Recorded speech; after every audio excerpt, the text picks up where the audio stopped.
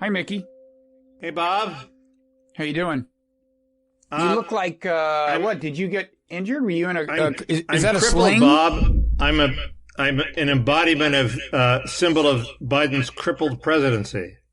Wow. And that's powerful. That's a powerful image you got going there. Did it take you, did you work on that for like a long time? It's the latest one I've had for a long time, but I have a point. Which is wait, can we pause and just say for our podcast listeners, this is a stunning visual. You've got a kind of a makeshift sling. It's as if your arm is in a sling almost, right? It's supposed to be a sling. This is very powerful. Everybody's talking about how Biden is sort of the collapse in Afghanistan has lowered his, his prestige in Congress, so he might not get his bills through. Collapse is a loaded term, Mickey, but go ahead. His popularity is low, very low for him. He's underwater, as they say. And what they're missing is that weakness is strength. Every president, and I can think of two obvious ones, Carter and Trump, they reached this point early in their presidency where everybody says, well, they may be a failed president. They're losing everything. The wheels are coming off. And then they make a pitch to their party in Congress, save my presidency, okay? And it works. Mm-hmm. The key thing about it is it works. So Carter, I forget what the save Jimmy Carter's presidency thing was. And there were... so that's why he beat Ronald Reagan in that election, because that strategy paid off? No, the question is, will you have 4 years of complete failure staring you in the face? Whether or not you win re-election, a failed presidency for 3 years is not something to be wished. And with Trump, he had trouble passing any legislation, and finally saved my presidency, and they passed the tax legislation, which was a stupid thing to have as your number one priority. But it was all a pity vote. Yeah, but that wasn't a pity. That was like, business interests getting what they wanted from their appointed legislators. It wasn't all a pity vote, but it was in part a pity vote. Nobody votes on pity. It was a dicey thing, if I remember at the time. These are ruthless, calculating politicians. They don't vote on pity. I was alive, Bob. Were you? He almost didn't get it through. It was a big thing. He was desperate. He even had a ceremony when it passed one house of Congress to celebrate it passing one house of Congress. Well, nobody does that, but he was so desperate for Trump a win. has a ceremony, when he goes to the bathroom. I mean, he's a total 100% promotional machine. He just can't wake up in the morning without a ceremony, a ribbon-cutting ceremony. But it looked like he wasn't going to get anything through. And then they finally delivered this. I think your whole paradigm is collapsing before our eyes. I think compared to your paradigm, Biden's Afghanistan policy looks like a rousing success. Bob, you may be winning the rhetorical war, but I'm right. I'll settle for that. It's going to. It's a case. It's a force in favor of them passing some sort of bill that he can take credit for. Now I have more to say about that, but I know it requires talking about infrastructure, and you don't want to do that. You probably have a more exciting topic. No, I'm interested. I mean, I'm hopeful that you're right. I'm just a little bit skeptical. I think legislators have to be persuaded that their interest is aligned with the revival of the presidency. I don't think they do it out of sentiment. These are ruthless, calculating political machines, Mickey. There was, when Clinton passed his tax increase, he needed one more vote, and he managed to convince Marjorie Mezvinsky to cast the final vote, and she didn't do it out of self-interest because she was defeated in the next election. But she may have miscalculated. She didn't know she was going to be defeated. I think it was a loyalty appeal to her. Who knows? He may have paid her off secretly. Something she came up again recently. I forget. Maybe she has a daughter who would do something or something. Anyway, it was definitely true with Carter.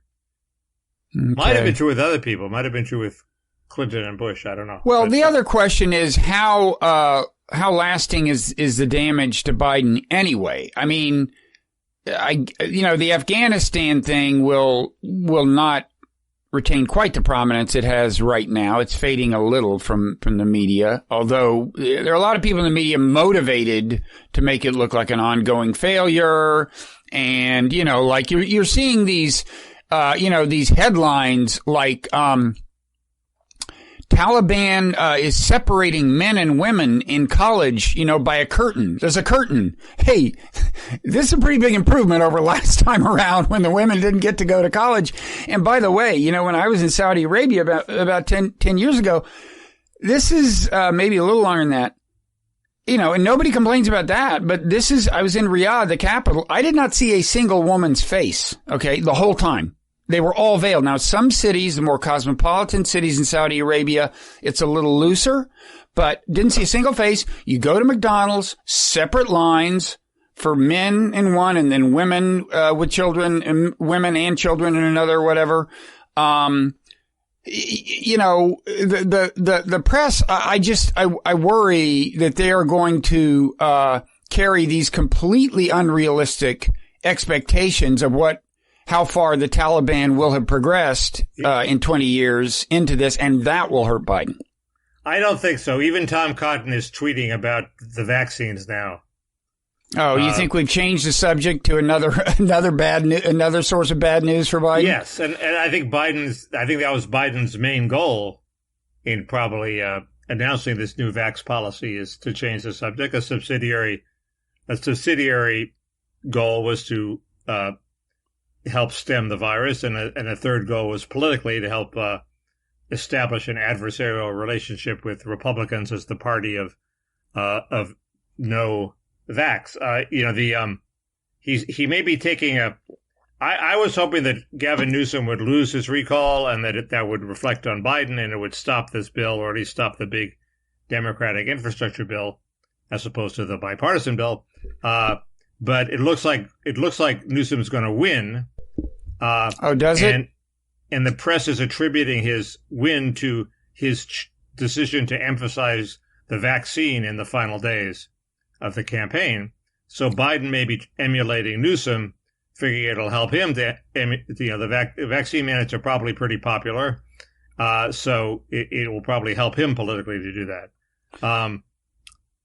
But I'm sure there's a sincere motive in there somewhere. But so what do you think about the new wave of vaccine mandates? I mean, this is pretty forceful. The thing about all sizable companies having to have all workers either vaccinated or tested weekly. There's the mandate for the federal employees, and I mean, the Republicans are making acting as if the whole idea is scandalous, which is Frum made a very good point, which I forgot to make when I was talking, which is the Republicans are taking the bait and taking the anti-vax side when they should be talking about crime, immigration, Afghanistan, all their winning issues. Instead, they're talking about the onerous vax mandate. It's not even clear to me that, I mean, this is my pundits. Well, I have two pundit parallels of the week. This is my big bullshit pundit parallel. In Texas, they use private attorneys general to help prosecute their abortion restrictions. And Biden, instead of just saying, okay, I order everybody to wear a mask or to get vaccinated, he's relying on regulations that force private businesses to enforce the mandate. And it's all to get around. In both cases, it's to get around deficiencies in the Constitution. And why couldn't he do it directly? B, it might take a long time for these regulations to come out. C, if employers, it doesn't say the employers can fire the employees if they don't comply. So it's going to be a bit of a struggle and the employers won't want to fire the employees just because there's a labor shortage. They don't want to fire employees who are good workers just because they don't get vaxxed. So it may actually have mainly not have that much direct effect at all. Okay, but wait, didn't the Supreme Court establish quite a while ago that mandatory vaccines are constitutional? Yes, but the question, this is an OSHA regulation issued under an emergency basis, a rarely used power. And the question is, did they mandate a vax? In other words, did Congress authorize OSHA to do what it's going to do? It seems to me it probably did. I mean, OSHA is supposed to protect workplace health, and it's supposed to protect against toxins and other bad things in the workplace, and germs are a bad thing in the workplace. So you would think that it would pass muster, but I don't think it's a settled issue. The last case involved asbestos, and they lost. Asbestos is clearly a problem. So is it the case that? So there was, I read in the Times, this ruling, they quoted from Justice Harlan. So this must have been like a century ago or something? A long time ago, yeah. Where he writes, real liberty for all could not exist under the operation of a principle which recognizes the right of each individual person to use his own, whether in respect of his person or his property, regardless of the injury that may be done to others. I hope they have a better precedent than that, because OSHA wasn't around when Justice Harlan but that's my question. I guess what we don't know is was this upholding a congressionally mandated vaccine or a presidentially mandated one? In other words, could Biden, if he had more, if he was ballsier, could he just say, I'm mandating that all adults be vaccinated? Well, people would say he doesn't have the power. He has to come up with the power under the Constitution. And even if the federal government has the power under the Commerce Clause, does the president have the power to exercise that unilaterally? I don't know. It's like the Youngstown Steel case, and it's one of the muddier areas of the law. I would think it would lose, but maybe not. Here's my question. What disappoints me about the debate here is kind of almost nobody acknowledging what Harlan was saying. I'm not sure I read the best part of the quote for this, but what he was saying, it was the point that John Stuart Mill made in generally defending people's right to do whatever the hell they want in his essay on liberty, which is that, obviously once your behavior starts affecting other people adversely, there can be rules. Well, this gets at the one of the central problems with Biden's speech that John Podhoretz pointed out, which is the first half of the speech is the vax is very effective. Don't worry. If you have the vax, you're not going to die or be hospitalized. And the second is those horrible unvaccinated people are going to hurt you. Well, if you're vaxxed, how are they going to hurt you? So Biden didn't really spell out. A couple of ways. Okay, what are the ways? Well, first of all, of course, he's oversimplifying to begin with. You're not completely protected if you have a vaccine. That's a big part of the answer. And it's his fault for not acknowledging that if he didn't. But the other thing is, as somebody pointed out on Twitter today, having large unvaccinated populations increases the chances for the emergence of a variant that will be vaccine resistant. So there's that long-term threat, right. But there's also the short-term threat. The vaccines are manifestly not perfect. So, well, isn't there a third thing, which is you may be unvaccinated and take it upon yourself to take the risk, but as with motorcycle helmets, we're the people that have to scrape you off the sidewalk. We're actually not going to endanger you. We're slowing down our whole damn economy to protect you people, and you are doing damage because we're compassionate people, and that's part of the mix. Well, there's that. But by that logic, should you be able to send police in and grab people out of the house and say, get off your ass and work? It's good for the economy. I mean, it seems to me that's more a pretty compelling. Good idea.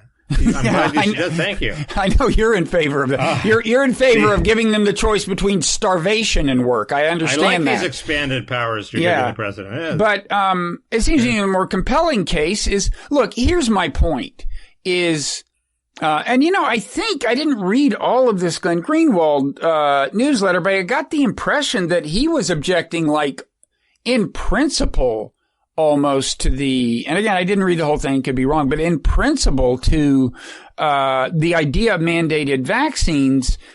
And it seems to me, if you do the thought experiment, suppose this, and first of all, I grant this virus, it's a tough case because it's not that lethal and it kills mainly old people and so on. There's a lot of reasons to think maybe some of this is an overreaction. You can make that case, but as a matter of principle, wouldn't anybody agree that if this virus killed 1 out of every 3 people it infected, and it were 3 times as transmissible as it is, and there was a significant part of the population refusing to be vaccinated, wouldn't pretty much everyone agree we can mandate the vaccine, right? I mean, I can't believe there's an argument in principle about this. I think, well, the principle would be sort of an our bodies, ourselves argument, but since the government can draft you and send you to die in Vietnam, seems to me exactly they can do this. Exactly. I mean, that occurred to me just about an hour ago. Is like, but what I don't understand is why doesn't Biden go all the way? In other words, accept your 2 arguments, okay? Why doesn't he say vaccinated people, unvaccinated people, you're going to die. Fuck you, okay? We vax people are going to go on with our lives. And if you die, we're going to restart the economy. If you die, it's on you. Go away. You're on your own. Why doesn't he say that? Well, he sort of. First of all, that policy took a few steps in that direction, but it seems, why wouldn't that be a rational response? Well, first, it would in fact prompt a lot of people to get vaccinated. Leaving aside the atmospherics of a president encouraging people to die, the policy doesn't get the job done. He thinks there's an urgent need to increase the number of people who are vaccinated. No, but that would increase. You're going to die. Fuck you. Your people are going to take steps to get vaccinated so they don't die. No, they're going to react the other way. They're going to get. You're on your own. No, they're not. They're going to say, "Screw you. You're wrong. We're not going to die." Look at Joe Rogan. Well, then what happens, and we get natural herd immunity, or people die, and we get our economy back. But it takes way longer than vaccination takes as a mode of reviving the economy, as a way to save people, other people who have been vaccinated but might be at some risk. That policy you're advocating just isn't an adequate substitute. Does it take that much longer? I'm not sure that's true. To wait for everybody to die? They're only dying. No, you either get the vaccine, you either die or you survive. People are dying at like 1,500 per day. They're getting vaccinated at like 700,000 a day. It's a lot faster to vaccinate. But I'm counting all the people who get it and don't die and have natural immunity as part of my number. So okay, that's true. The 2 points. The alternative is just to pay people to get vaccinated if it's so important to us. Well, they've tried some of those. They were paid like $100. Pay them $1,000, as Con Carroll suggested. So wait, you're dead set against giving a child care tax credit to parents. You're dead set against extending welfare benefits to people who don't work, and you're willing to give. You want to take $1,000 of my money and give it to somebody. Because they're sitting around refusing to be vaccinated? Correct. If it's so damn important. No fucking way. Just mandate it. You have the power. Well, you've turned into a Paul Ryan conservative. No, look, I acknowledge that, again, this is a difficult case. I have thought all along that we are in some respects overreacting to this. It's a tough borderline case in terms of the degree of lethality. And, I still haven't seen good statistics on like how many people get long COVID and so on. So it's hard to assess. All I'm saying is it's frustrating that there isn't like a consensus on the fact that, sure, in principle, the government has the power to do this. The question is whether this particular disease meets the threshold.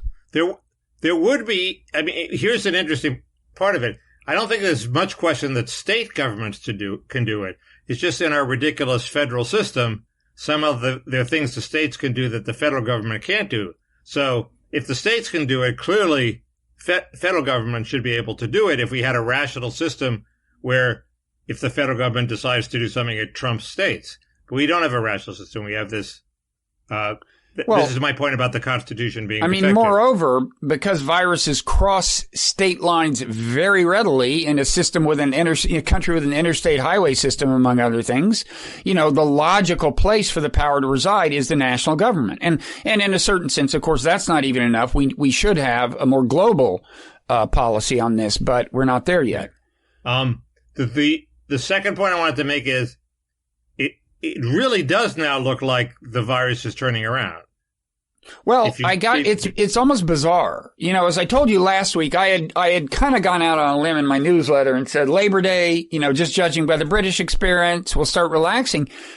Then I was shocked that the death rate was so high relative to the case rate, even though the case rate was starting to plateau. Now lately, I mean, I'll check today's numbers now, but now lately it's starting to look like the death rate could be plateauing. Right. And that doesn't make any sense. That's just too soon. Here's what I was worried about. Florida, because I thought it was the stats we look at might be polluted by Florida changing their system of counting. So Florida assigns the date of death or assigns the date of infection back in time. So it always takes like 5 or 6 days to fill in the more recent ones. It always looks like it's going down. The last 5 days in Florida always go down. And that, when I added up the numbers, that was just enough to explain the dip in the national statistic was the dip in Florida.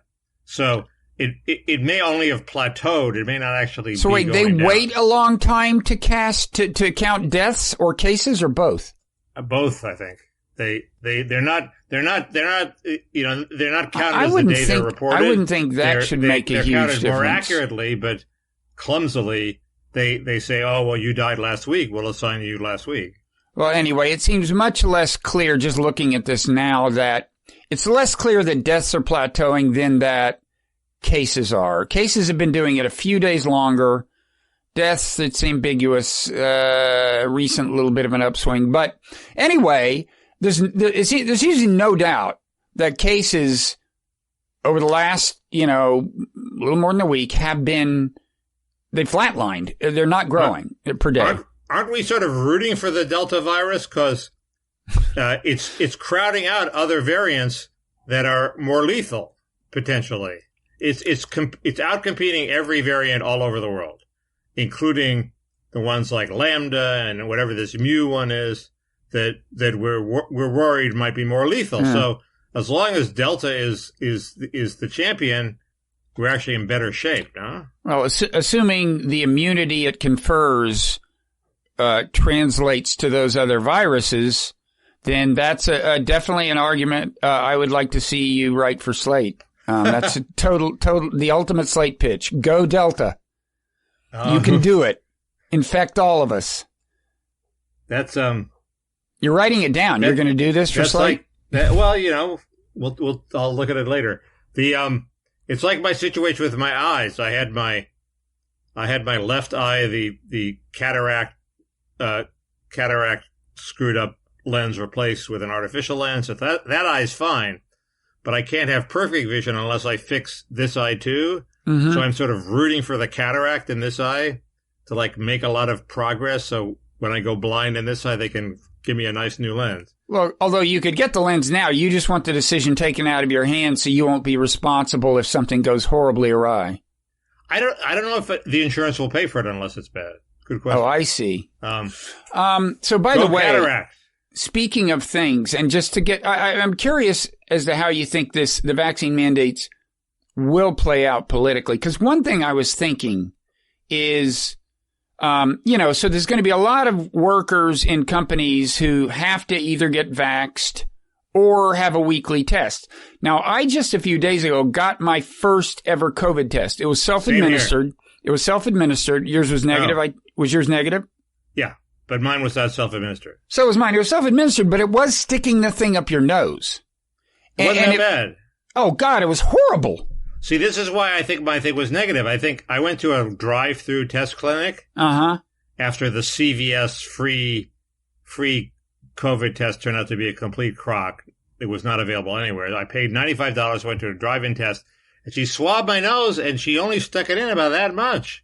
I mean, I don't think she stuck it in far enough because it wasn't uncomfortable at all. Maybe that's all you need to do, and I overdid it. But I had heard that when the professionals do it, it's really uncomfortable. So I figured I should make it really uncomfortable. Oh, you did it, of course. So you just tortured yourself. But I think she was. I don't think she said 3/4 of an inch. She only stuck it in half an inch.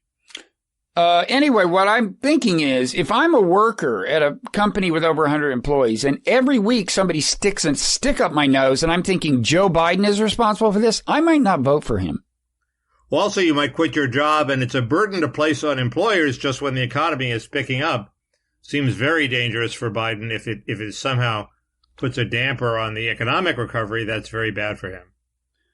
So I would certainly choose. I would certainly prefer 2 or 3 shots a year to stick up the nose every week. I'm not so sure. As you know, I have pain in my joints from the first 2.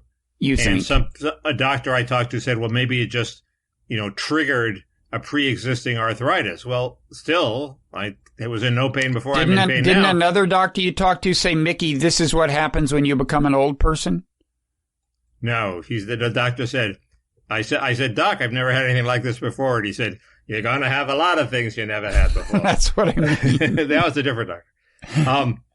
This is a doctor who I trust, but I trusted both of them. This is a GP.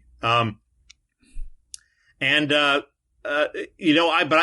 the third one, it's not very painful now. It's just mildly painful. But if the third one makes it much more painful, it will really fuck up my life. So I'm very reluctant to get the third one, unless I really have to, which may happen. But, if it's shown that the Moderna vaccine fades quickly, I have to get it, obviously. But I don't know, man. I'm ready for my booster. There is, of course, a J.D. Vance angle here, as you're surely aware. There's always a J.D. Vance angle. And I'm happy to bring it to your attention in case it wasn't there already. So he's taking the bait. He's saying people should resist, although it doesn't. Right. He's actually advocating defying the government mandate. Well, the mandate is not on individuals. The mandate is on the companies. So you're not defying. If you as an individual don't take the vax, you're not defying the government mandate. The employer is in trouble because it failed to compel you. That's the awkward thing of the way Biden has arranged it. He hasn't ordered you to get vaxxed. Well, he's ordered federal workers to, hasn't he? Right, but J.D. Vance isn't a federal worker. He's not. He's not ordering. He's not saying only federal workers should defy. He's saying everybody. But is he including the federal workers in J.D. Vance in his exhortation to defy? Okay, well, that's major. That he's urging people to not comply with government, mandate. Did you see his opponent Josh Mandel's thing? No. I mean, if J.D. Vance is trying to be Trumpy, he was totally out-Trumped by this guy Mandel, who's the front runner in the race, who J.D. Vance is trying to catch up to. I'm by the side of the road. There's a flashing red light. I'm so angry. I'm in a cornfield, and when the government you have to defy the government. To turn down the vaccine, do not comply, and when the government's Gestapo come to your door, you know what to do. Uh-oh. You know what that sounds like? Yes. So he's implicitly encouraging them to kill J.D. Vance sounds like Norman Ornstein compared to Josh Mandel. Okay, one more thing J.D. Vance said. This was when he was in a statement opposing the Columbus, Ohio mayor's mask mandate, which I assume is that everybody wear masks indoors. Here's a sentence from his statement issued by J.D. Vance. I assume he at least read it. It says, in the last few days, Sweden, that notoriously anti-science hotspot, that's sarcasm, announced that they were eliminating most COVID restrictions. Now, Mickey, do you know how the per capita COVID death rate of Sweden compares to that of America? And this is, this corrects for the population difference. It's per capita number. It was very bad at first because they didn't even have masks at the beginning. But that doesn't mean that I'm not sure it's gone up recently. I think the big surge in their deaths was at the beginning. So what would you guess is the ratio between the two countries per capita COVID death per day? They're probably twice as high. Or Ours is 33 times as high. Okay? 33 times as high? 33. There's a reason, J.D. Vance, that Sweden is relaxing. Well, you don't know. We don't know what the cause is. No, well, obviously that's the cause. I mean, my point is, Sweden has no masks and they have a lower death rate. That seems to be an argument for no masks. Well, no, they are relaxing. They're relaxing the restrictions now, according to J.D. Vance. But the point is this, Mickey. If he's reading a statement that he's going to issue under his name, like, and they've come up with a country that is relaxing their mandates, shouldn't it, like, occur to him that maybe that's because they're in a very different phase of their pandemic? I mean, if you look at their case rate, it's about what ours was back when Biden in early July was declaring independence from the vaccine. He was relaxing too back then. Things are different. I think they've always been more relaxed, although they fired the guy who was Mr.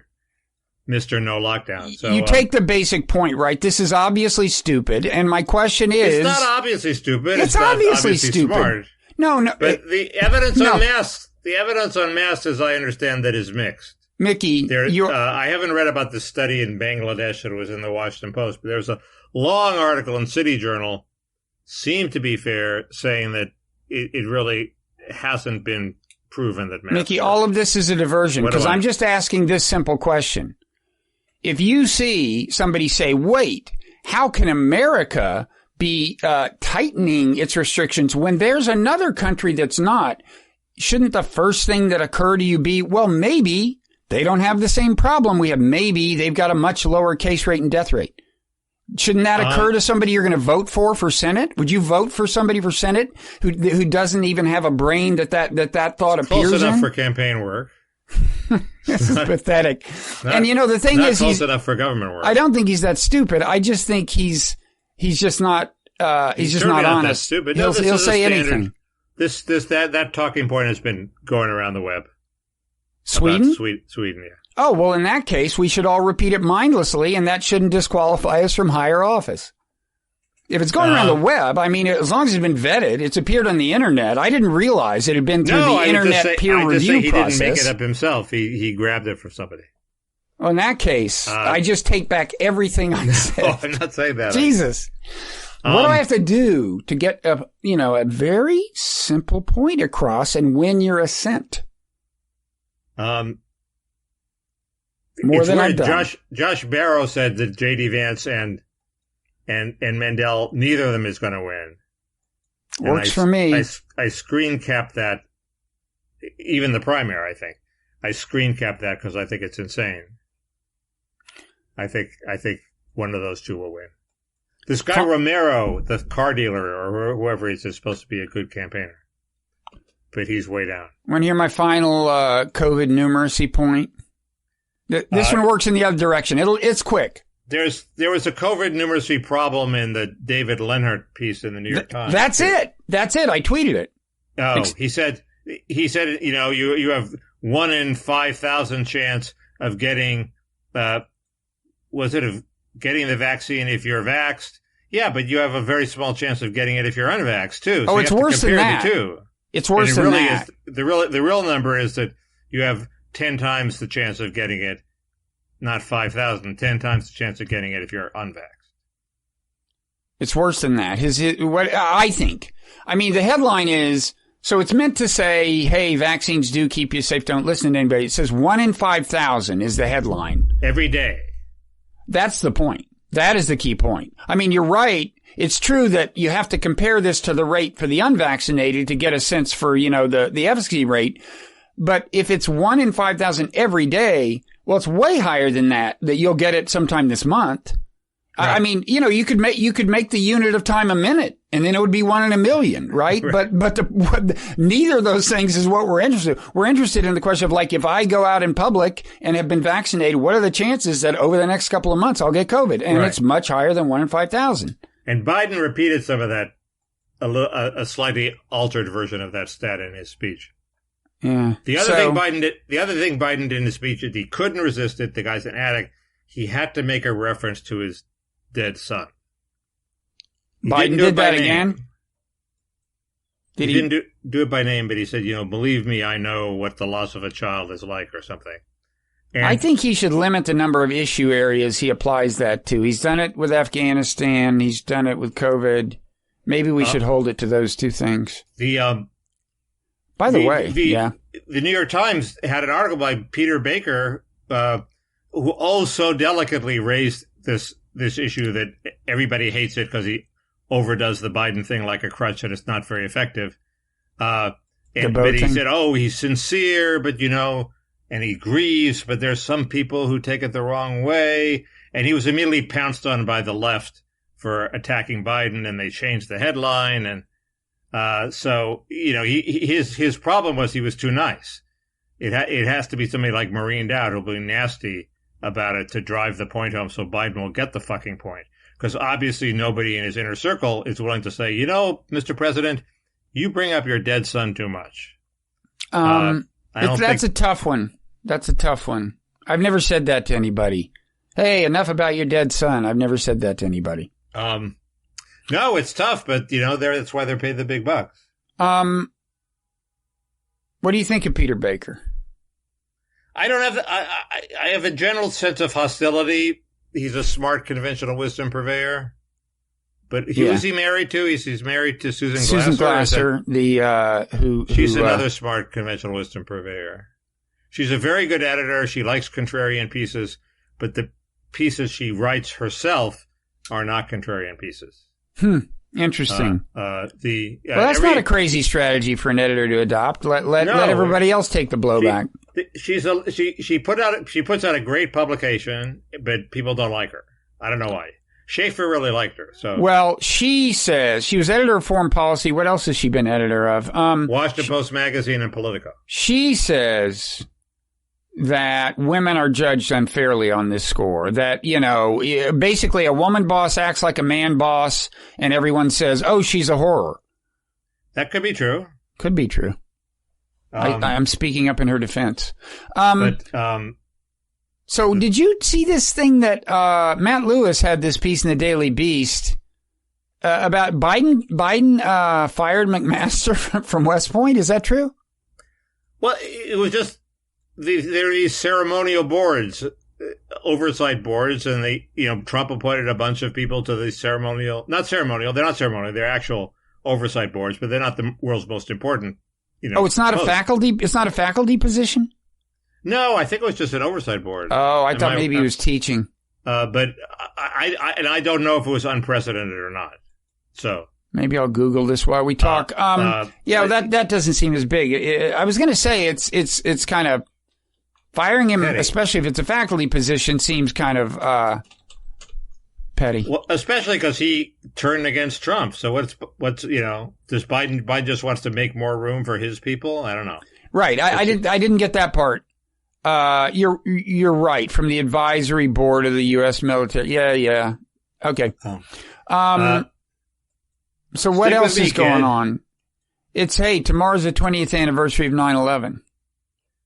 Right. And I don't have all that much to say about it. I was going to raise the possibility, did we overreact? Was it really a lucky shot?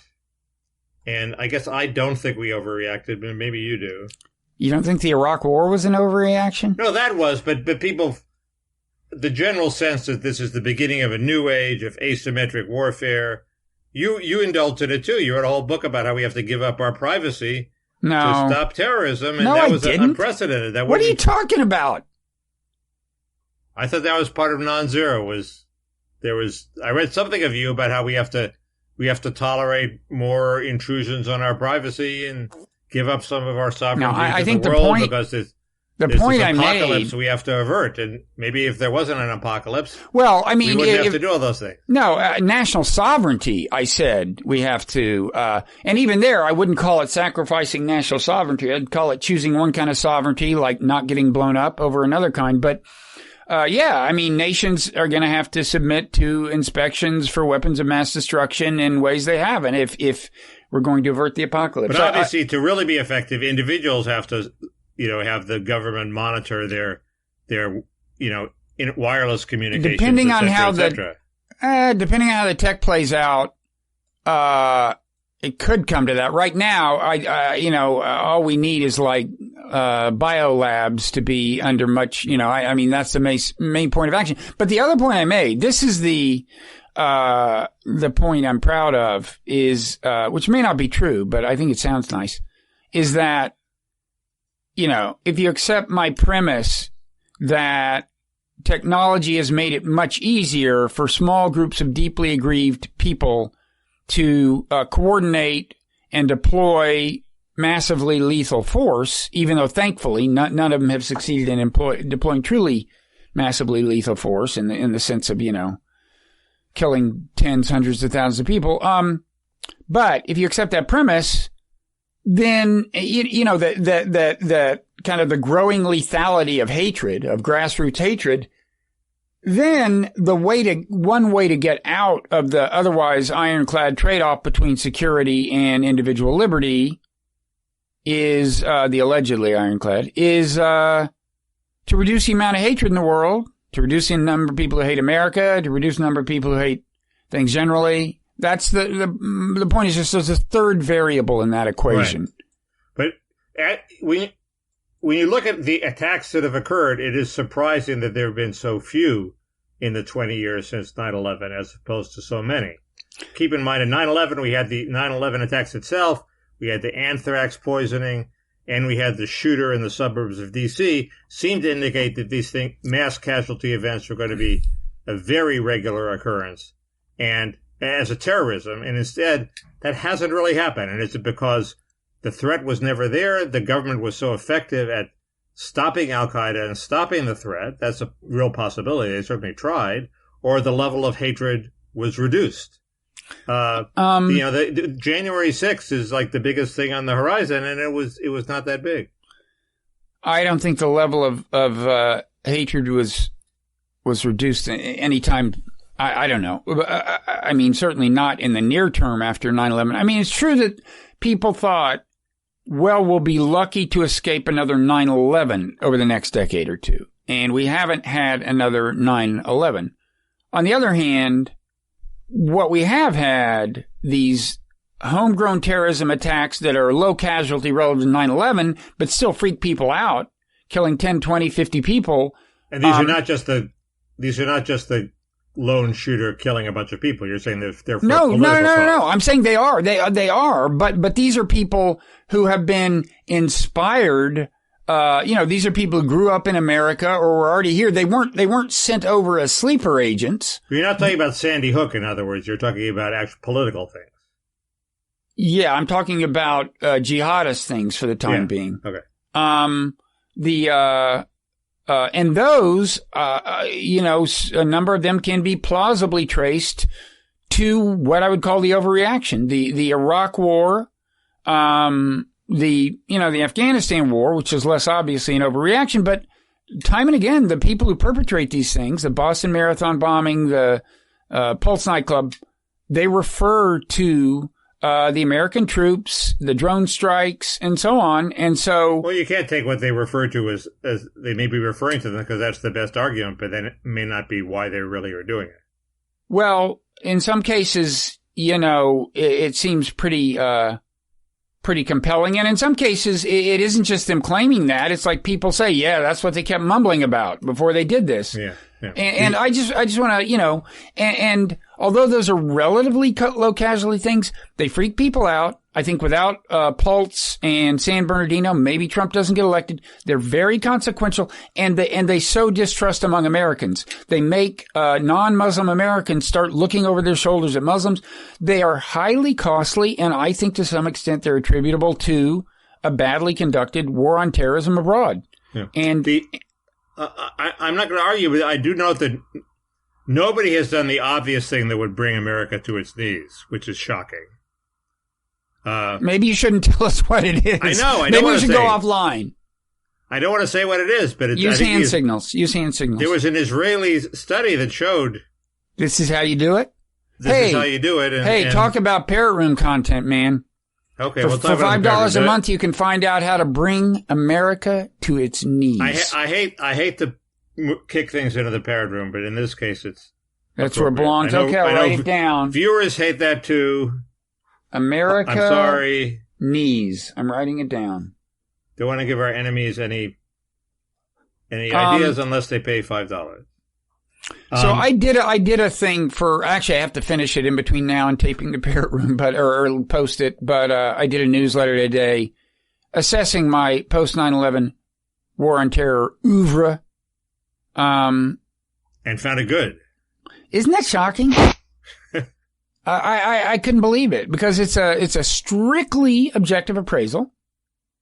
No, I didn't find it universally good. I gotta say, I could have been worse. But, anyway, the other mass casualty event that I've been doing some driving and somebody said there was a good podcast about the Las Vegas shooting that raised all sorts of doubts. I listened to a podcast. It was not one that raised doubts. It was one that pretended to resolve doubts. Mm-hmm. And it actually wasn't that unconvincing. I mean, so I have to listen to another podcast, obviously, that explains why we think it's a great mystery. And this guy, his father was a criminal. He was on some sort of antidepressant drug that often has weird side effects. Maybe this was a weird side effect, and he plotted secretly to kill all these people. And he tried out various venues where he might have killed them, and he decided that this was the one he was most comfortable with. Why does that raise, aside from the fact that it's really weird and unprecedented and seemingly doesn't explain why somebody would do something that gross, why are there huge, huge unanswered issues? I have to listen to somebody. Wait, what did he do? What was the crime? Killed people in Las Vegas. They were talking about the mass shooter. Oh, the Las Vegas shooter. Yeah. And the question, could it have been coming off the antidepressants that did it? Yeah, I mean, they basically blamed the antidepressant, and that seems not crazy. Well, no, but it could be multifactorial. I mean, look, all these people, these homegrown terrorists I'm talking about who declare themselves jihadists, they have other issues, social alienation, but this guy wasn't whatever. A jihadist. This guy was just... I know, but my point is, it's always multifactorial. It's always the case that if you could have changed one thing, right, well, any one of a number of things, but you probably could prevent it. The problem with this one is it seems to be zero factorial. Okay? Nobody could explain it. And the antidepressant is the only one factor that people have. Oh, come on. Didn't this guy have some kind of checkered past? I can't believe that one week he's a deacon at his church and the next week he's slaughtering people. No, he has a huge checkered past. But, well, okay. That didn't all result from coming off his antidepressants. There are a lot of people with checkered past and they don't go around killing 86 people. Of course, because it's multifactorial. There's a number of factors that collectively are necessary, but none of which is sufficient. Well, we don't know what those factors are here. That's the problem. Well, apparently we have two: checkered past, antidepressant. I stand by my statement. He has a little bit of a bad seed problem. His father went to prison for some crime. And you're assuming that's genetic? No, I was joking. The bad seed is if you're going to grope for causality. The bad seed can be culturally transmitted. If you're going to grope for causation, intergenerational problems might be one of the ones you reach for. That's certainly one of the ones that this podcast reached for. Anyway, I have to talk to various friends of mine who and everybody who lives in Las Vegas who thinks it's not explained, and figure out what's their beef. Now, here's an interesting 9/11 thing I just learned of today while riding my bike and listening to. I got to give them credit. The Daily, the New York Times podcast. This is what I learned, that there was an interesting feedback effect within the 9/11 sphere, which is that the 9/11 trutherism was itself given a boost by overreaction to 9/11, namely the Iraq War. So this podcast talked about, have you heard of this film called Loose Change? It was the first reasonably high production value 9/11 truther video, and it apparently had a big impact on converting people. I do remember that. I've never seen it. Okay, so one of the two guys who made it was himself. The argument they make on this podcast is that once it turned out that there weren't weapons of mass destruction, and people said the government had lied to them about that, they became more amenable to the idea that the government was lying about 9/11. And one of the two guys who created that film was himself an Iraq vet. And they made a pretty interesting case that overreacting to 9/11 by invading Iraq boosted, conspiracy theorism and trutherism But the other interesting thing about this, a little piece of trivia, the guy who was kind of the, I guess, impresario for the video, he worked with the two guys who created it, said a big moment came when they got their first mass purchase by a celebrity. A celebrity somebody had heard of bought 10 copies of this Trutherism video. Do you know who that person was? God, I can't believe I should be able to guess. James Woods. No. No? Somebody who is much more famous now than he was then. Joe Rogan. Yes. Rogan bought 10 copies. Okay. I didn't realize I thought it came out before the Iraq War. That was a good guess. I know. What was your reconstruct the thought process that led to that epiphany, Mickey? I have Joe Rogan on the brain. I don't know. Because Eric Weinstein just went on Joe Rogan. Brett just went on Joe Rogan. Did Eric also? It was Brett. Brett just went on Joe Rogan with his wife. That reminds me. One thing we're going to talk about in the Parrot Room. A commenter, I'll read you the damn comment. It's so annoying.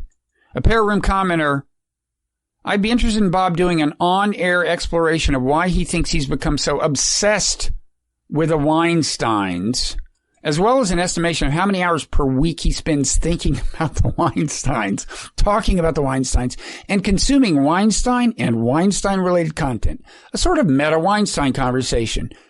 This comes from a commenter in the Parrot Room. So I will address that in the Parrot Room, and it'll be a satisfactory explanation. I'm in a pro-Weinstein mood because Eric Weinstein just tweeted two things about Ann Coulter and Peter Thiel. The first one I'm reading. The first one reads, in my experience, Ann Coulter is actually more genuinely left of center on our needing deep, painful labor shortages that bring employers to their knees at the bargaining table rather than the visa trough, and the fake left we call the DNC. Anti-war is another example of this.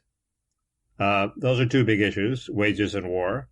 And I've been in rooms with J.D. Vance, Blake Masters, and Peter Thiel, where the entire focus is hours spent trying to figure out plans to help U.S. working families make the markets work for them. I can't get that quality of conversation on the left, and I'm sometimes the only Democrat. You realize that, Peter Thiel, he has a vested interest in saying nice things about, but that aside, he doesn't have a vested interest in saying nice things about Coulter. That is true. The other two guys are both Thiel. It's certainly true. You're certainly right about the anti-war stuff. She's very anti-interventionist. Anyway, but that was a nice thing he tweeted, so I love it. So you're pro-Eric. I'm pro-Eric. Okay. Anyway,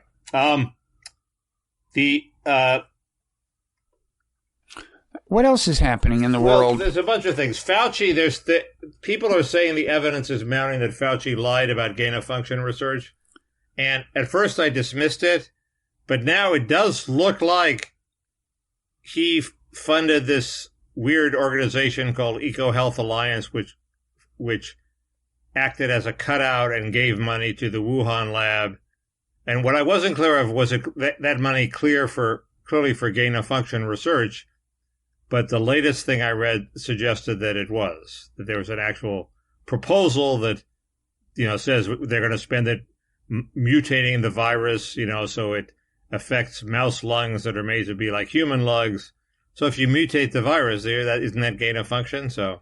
Well, I thought actually it was pretty clear. It's been pretty clear for a while now that they were arguing over semantics. I mean, if you look at the exchange between Fauci and I guess it's Rand Paul. Right. During the testimony, Rand Paul says something like, so you're saying that when you alter the genes to increase the transmissibility of a virus, that's not gain of function? And Fauci says yes. He says, it seems like he's conceding that they did alter the genes to increase transmissibility, but it's in some technical sense, that's not gain of function. So it seems And I've heard other people since then say it's a semantic argument. How does what Fauci said make any sense at all?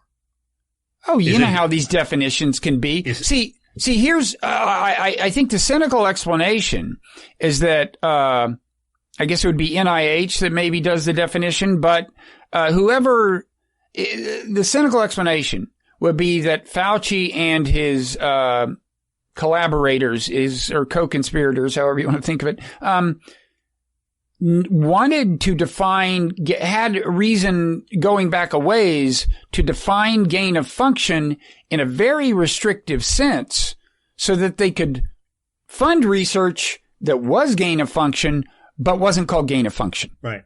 And the background here is that Obama banned gain of function research. I guess that's it. I don't know the whole story. So they had to get around that. But I'll tell you, Fauci succeeded in looking pretty damn indignant for a guy who was actually just playing word games, if that's what he was doing. I mean, he seemed like it was like you'd said something about his mother. You know, that's what's so troubling.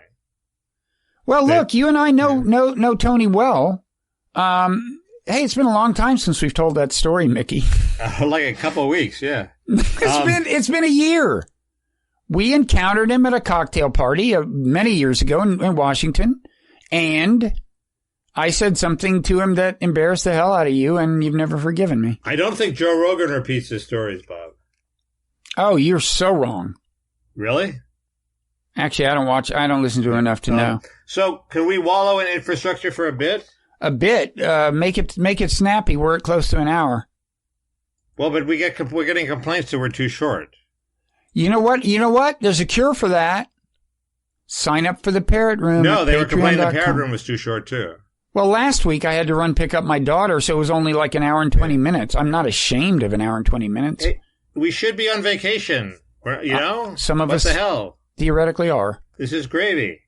So when the moderates in the House negotiated a vote on the small infrastructure bill that's bipartisan, that really is sort of things everybody likes, on the 27th of September, the left and the press, which seemed to be awfully obedient to the left, said, oh, this is nothing, no concession at all.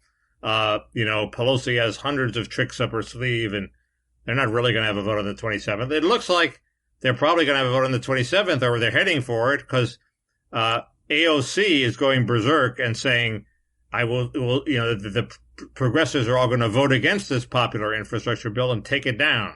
She said it would give me pleasure to tank it because it was drafted by Enron. So she's taken this concession awfully seriously. And it looks like they're not going to finish the big Democratic controversial bill by the 27th. So, and the moderate is running around saying it's not just what you see. There are also member-to-member assurances that were given that there's going to be a vote. So it looks like there might actually be a vote, which would be very interesting because it might lose, or enough Republicans might join supporting it to cancel out AOC defecting on the other side. So that's happening. So that's a vote on hard infrastructure in a mere 17 days. Right. And meanwhile, today, as we talk, the parliamentarian of the House is deciding whether to include a massive amnesty in the bill or whether it is subject to the Byrd rule because it's not really about the budget. And this is all basically a bunch of bullshit. Obviously, it has some fiscal effects. The main purpose is not fiscal. But the main reason it should not be part of the Byrd rule is because it's irreversible.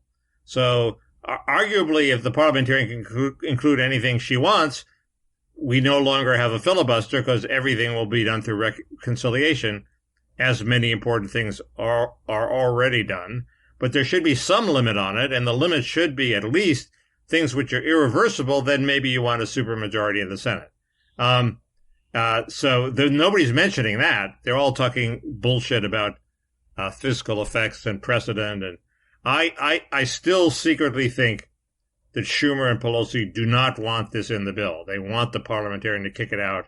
So what's the thing they don't want in the bill? Amnesty, immigration amnesty. Why would they not want it in the bill? Because it's very controversial and it might drag down the whole bill. It will mobilize the Republican base to go berserk and put incredible pressure on marginal Dems not to take this controversial step that might cost them re-election. Even if the sides are split about evenly, the intensity is on the Republican side, and you just don't want to rile that's hornet's nest. There are other things in the bill that Democrats are desperate for. They don't want to jeopardize it just for amnesty. Meanwhile, is it true that Biden's Remain in Mexico policy is actually relieving pressure on the border? According to Mark Krikorian, who knows much more than I do, it hasn't been re-implemented, okay? They've said they're going to implement it. There have been reports that they're going to implement it. They've been ordered by a court to re-implement it, but they haven't actually re-implemented it. So the point is that just talking about re-implementing it has caused a reduction at the border. Imagine what actually and Mexico beating up the people who come across its southern border, that has reduced the flow. Not a lot, but it's definitely lower this past month than it was the month before. So these are asylum cases, and the deal is, no, you will get your asylum hearing, but now you have to wait in Mexico. So right, and the argument is the conditions in the camps in Mexico where people wait, they don't have to wait in the camps, as I understand it. They just have to be in touch with the Americans. That are horrible conditions, and so it's horrible. But in fact, the left hates it because it actually stops the flow. Because keep in mind, the driver of this whole thing is when they actually get a hearing, a tiny minority actually qualify, like 10, 15, 20%. If they have the hearing, just would we let them in because they have whatever the word is, a credible fear that if they go back, they're going to be persecuted. That's not done by a judge. It's done by a different standard, by a hearing officer. 70% of them get in. So 70% of them get in only a small portion of those to actually qualify. But in the meantime, they get to stay in the United States. And in fact, once they're in, they never leave. So that's the problem. If you make them wait until the actual judge decides, they ain't going to get in. Okay. So they ain't going to come. Okay. So there's that. That's happening today. I have an anti-Ezra Klein point. You're going to have a tough time getting it past me. That's right, because he won you over by having you on his show. Yes, I'm totally on the Ezra bandwagon. Where you thought you'd fucked up, but in fact your fans loved it. It's been transformative. And has it showed up in more money for Mickey in the Parrot Room? No. But we're optimistic that there's some kind of time release effect where, like, about a year from now, people who heard me on the podcast will send you money. Could happen. Well, there's this guy, Matt Bruenig, who's the husband of Elizabeth Bruenig. Right. He's a big proponent of refundable child tax credits. So he's sort of my policy enemy. But he wrote there's a problem with the Democratic bill, which is that the mechanism they've chosen to give family leave is incredibly complicated and seems doomed to fail. And because instead of just saying, wait, family, this is leave for what? This is like pregnancy leave or what? Yeah, I think that sort of stuff. So either parent can take off. Yeah. And it's paid at like 65% or 75% or something. Instead of the government saying, okay, how about this? If you have family leave, we, the government, will pay you 75%. Your employer doesn't have to pay you anything. And then you go back to work. Simple system like Social Security. It works. Instead, they say, well, first you go to your employer. Will he give it to you? And then you go to the state, and the state can reimburse the employer. And then if all that fails, then the federal government will step in and reimburse somebody. And it's incredibly complicated, just like Obamacare is incredibly complicated as opposed to like national health insurance. So, how does Bruenig react to that? He writes a piece saying, this is a fucking disaster in the making. This is a nightmare. Are these people idiots? Imagine how Ezra Klein, when he ran Wonk Book, would reply. He would say, oh, I've talked to Professor Gruber and it'll all be fine. And don't worry, it's all, the best we can do. And Obamacare, remember him saying Obamacare is going to be fine. It's just a difference in attitude. They're both left. Bruenig, if anything, is lefter than Ezra Klein. But it's just a question of, are you honest or not? Well, and maybe, are you realistic? I mean, don't we just, for whatever reason, have a political system that makes it hard to do things straightforwardly? It's like Obama would have liked to have a much more straightforward approach to getting people health care, right, but you can't get that past Congress, and so you settle for what you can get. But Ezra Klein didn't say, we had to settle, and this is a fucking disaster. He said, we have to settle, and this will work. And well, maybe he believes that. What? It didn't work, if you remember. They're having to shore it up with billions of dollars in the Democratic infrastructure bill because the premiums are too high, because the risk pool in the Obamacare exchanges is awful. So they're having to shovel money at it, okay? It did not work the way Professor Gruber said it would work. So, and the way the Wonk blog, when Ezra was running it, I mean, I don't know how much of this was foreseeable, but even if... Totally foreseeable. Okay, but if you are not among the people who foresee it, that's not the same thing as being dishonest. But what they were doing was they were scrambling for any expert who would back them up and reassure their sheep-like following that Obama was right and it was a good thing. I don't think the causality was we have tried to find out what the truth is. That's Isn't this what you do with like Jonathan Cohn goes out and tries to find the truth. Isn't that what you do with like immigration and crime studies? And you say, well, this immigrant group has higher crime, and I say, well, did they correct for income? And you're like, I don't know, I didn't look into that. You don't seem too curious. That's now been done. Well, I think I last asked you about it. It's still it's been done 4 times as high for Afghans as other immigrants. I also asked you about the Hmong, but my point is you had not looked into it at that time, and you were out there quoting the number. That's the point. Sure, once I challenge you, then you go look at it. But my point is, we all have a tendency to grab onto evidence that fits conveniently into our positions. Well, maybe Brunig is exceptionally honest because he has a tendency to grab onto things that hurt his side. Maybe he has one of a million motivations we don't know about. Who knows? It's true that I do that. I look in a crowd for friendly faces, as they say.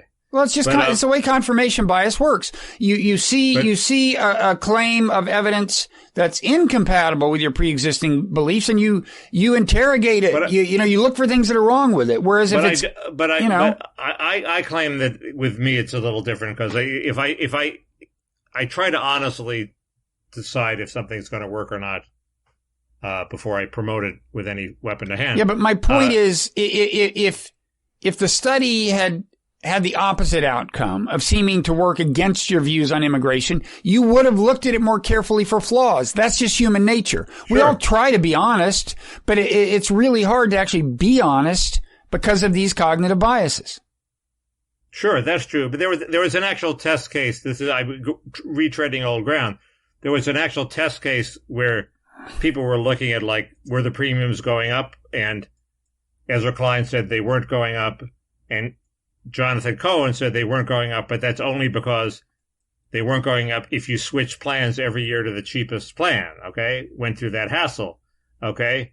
That's a much more honest answer than the Ezra Klein answer. Okay, fine, but that's a good example. To mention that key fact. But that's a good example of a wrinkle you don't look for if the data is consistent with your pre-existing views, whereas you look for that such wrinkles if you find the evidence hostile to your views. These are both people who are gung-ho Obamacare fans.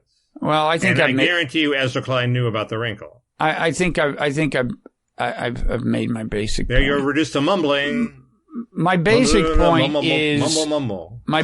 point is I think we should all be careful about calling other people dishonest because most of what looks like dishonesty actually happens at an unconscious level. And I don't know anything about the actual facts of the case you're talking about, but... True. Dishonest was too much, but there's a contrast between the cheerleader approach and the I'm such a hardcore leftist that I'm not a cheerleader approach. I prefer the latter.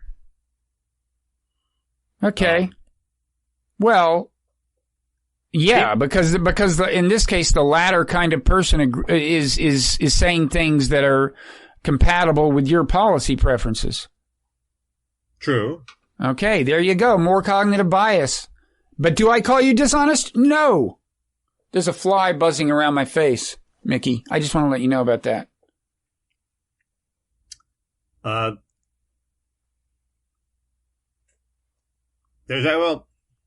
I was going to say that the fair test would be over the child tax credit. Do I think Bruning is full of shit because we disagree? And that's, even that doesn't work because there too, he claims it's an administrative disaster. And he may be right about that too. So he claims that the government has no way of actually getting this free cash to the poorest people who pay no taxes. So it's actually not going to happen. So it's not going to reduce the poverty rate by half. So that's useful info for me too. So I love it.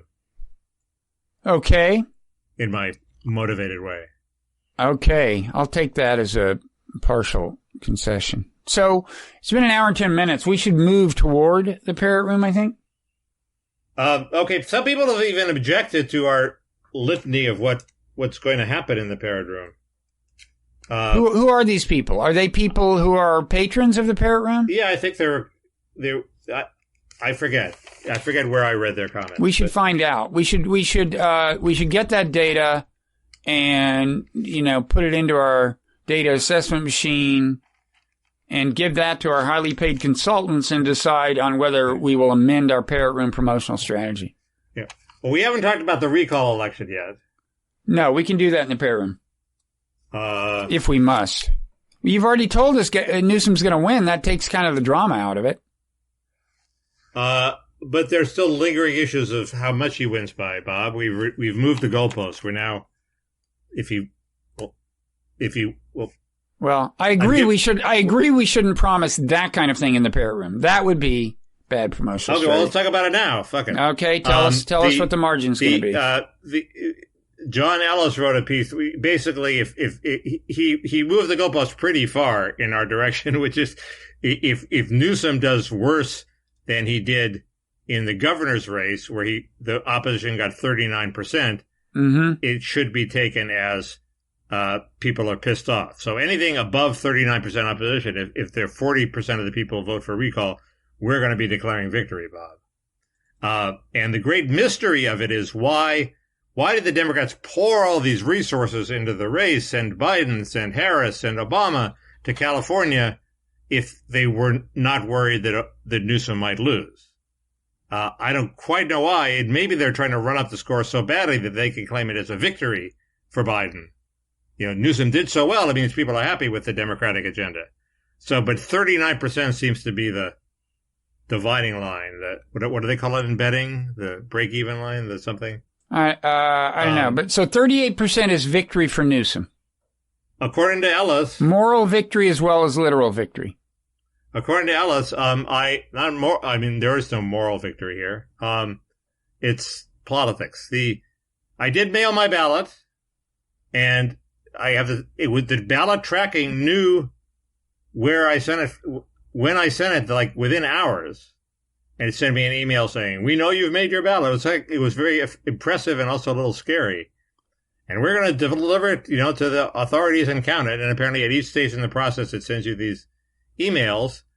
Ultimately, it doesn't cure the problem of trust, because do I trust these people to tell me that they actually counted it? Maybe they looked through the little holes and saw that I didn't vote the right way, and they tossed me in the trash. Once a democracy gets to that point, you're fucked. If people just go, well, this is probably all a lie, and they're not going, Well, there's a way to do it. You count it in front of poll workers like you used to. And you voted for a guy twice who did as much as he could to destroy democracy in exactly that fashion. But I digress.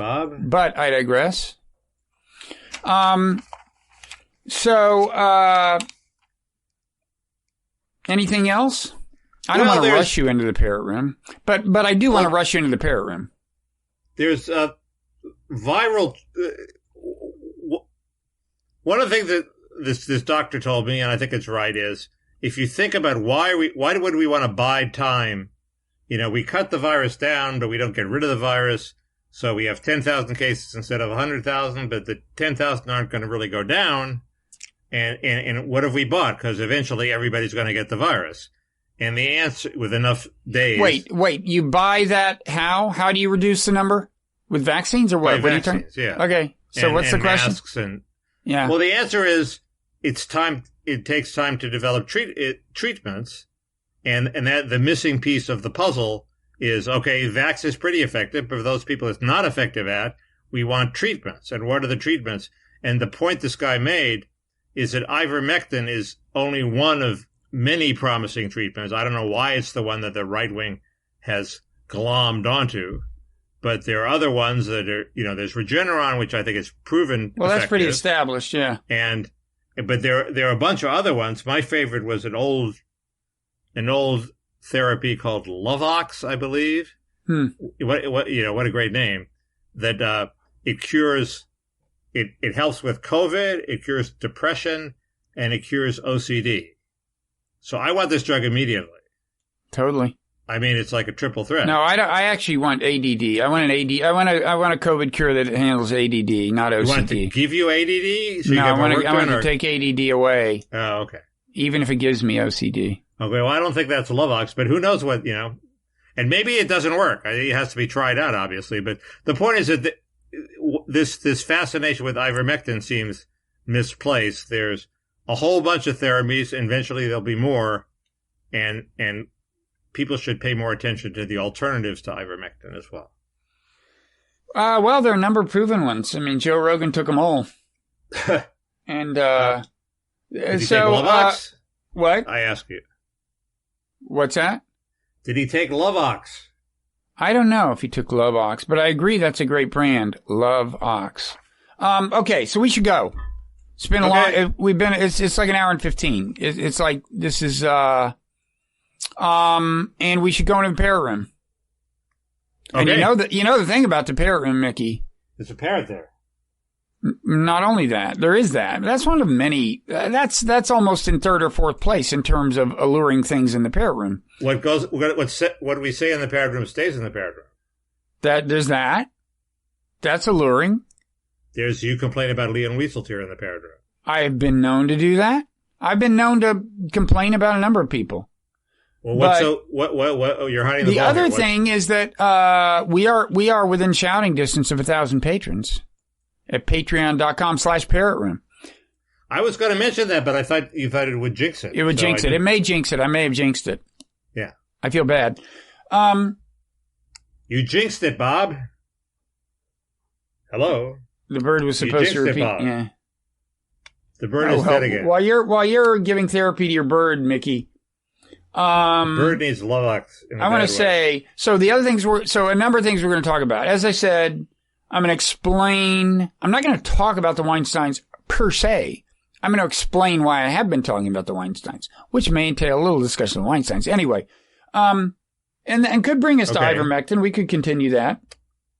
We're going to talk about, we've both watched at least one episode of The Chair, the much discussed. I saw two. I saw two too. So we're on totally the same wavelength, although one of us may like it, one of us may hate it. We'll discuss that. I think I may begin. I would only do this with your permission, although I might do it without your permission. But I may begin a crusade to get you to use a dating app. Sure.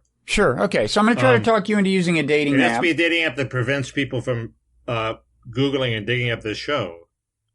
I have precisely that dating app in mind. Okay. It's a dating app with a Parrot Room filter. This show got you in trouble with a woman who was a prospective date? I get fixed up with women and then they say, I watched your show, you're not for me. Well, that's a time saver. There you go. You don't want to spend, dinner money on somebody who spends dinner discovering that you're not for them. That's what the Parrot Room is for, Mickey. It's a filter. Okay, so this is a dating app in effect. The Parrot Room is a dating app. It's like a negative dating app. It weeds people out. We are rolling out a Parrot Room dating app. That's the big, you stole the thunder. Let's come out with it. I was going to save this for the Parrot Room. Not a bad idea. We are coming out with a Parrot Room dating app for Mickey. No, it's just in general. No, it's for you. Well, there's only one male who can use it. That's you. The parrot could use a lot of things, like batteries. Apparently. Why do you keep looking at that part of the parrot, Mickey? Because that's where the battery case is. You can do better than that parrot. That's what our dating app is for. That's where the on-off button is. Please, Mickey, please. Come on. Keep it clean, buddy. Okay. So I may talk a little about the U.S. Open for the hell of it. Tennis. What else? Weinsteins, dating apps. Oh, we're doing this? Okay, the part that people hate. The part that people hate. Is Rock dead? People are claiming Rock is dead. Is Rock dead? Question mark. Hang on.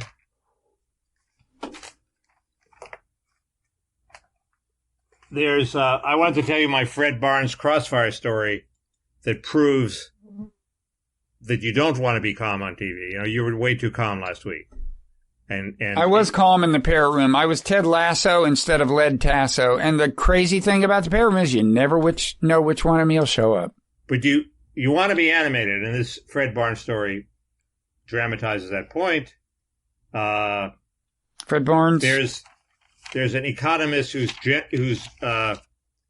generalized from the crappy experience of being in a hotel in the current United States into a general theory of inflation. Economist, hotel inflation. Always generalized from your personal experience. He didn't like the breakfast at Hampton Inn. Neither do I. I love it. I love Hampton Inns. Have you eaten their breakfast lately? Not lately. They don't give you 24-hour coffee, and they don't give you a good breakfast. There's no excuse for the coffee thing. Hmm? No excuse for not giving you 24-hour coffee, I say. Well, the excuse is they're using the labor shortage as a way to cut back on their services. And I've got a cure for that. I've got a cure for that. How about a looser immigration policy, Mickey? No. Let's not go there. Don't go there. Anything else for the Parrot Room? The chair. No, nothing else. The chair. We talked about the chair. I could, okay. Yeah, you still haven't seen Ted Lasso, right? Correct. Okay. We'll compare the chair to Ted Lasso. I'll tell you which one is more worth watching. I can guess. In my view. I don't know. You never know. I'm on tenterhooks. Okay. So, good. We will see people in the Parrot Room, patreon.com/Parrot Room. The parrot is just shaking wildly because it can't speak. Is it dead? I mean, because last week there was a miraculous resurrection, but is it dead? I know, dead? But I think it was that thing where batteries are dead and they come back to life. I will try to resurrect it. Have you thought about new batteries? I don't have new batteries, Bob. The best I can do is take out the old batteries by looking in here and putting them back in. Please. Okay. So we will see you there, and it'll be wild.